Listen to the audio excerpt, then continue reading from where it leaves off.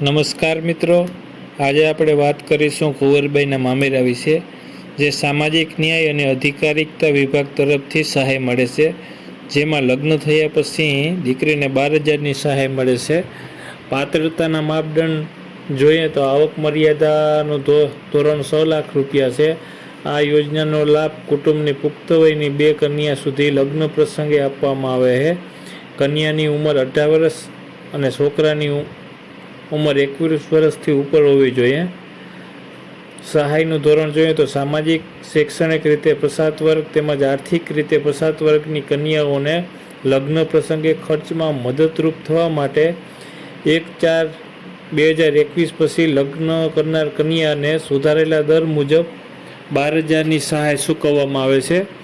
આ યોજનામાં દિવ્યાંગથી દિવ્યાંગ વ્યક્તિને લગ્ન કરે તો 50,000 પ્લસ 50,000 મળીને કુલ 1 લાખ રૂપિયા મળે છે. તેમજ સામાન્ય વ્યક્તિથી દિવ્યાંગ વ્યક્તિ લગ્ન કરે ત્યારે 50,000ની સહાય ચૂકવવામાં આવે છે.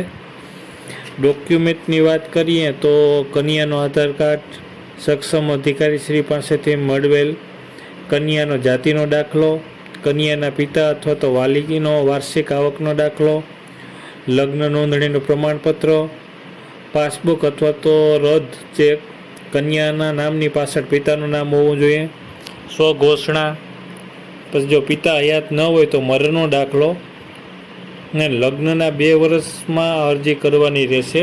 ને આ અરજી ઈ સમાજ કલ્યાણની વેબસાઇટ ઉપરથી કરવાની થશે.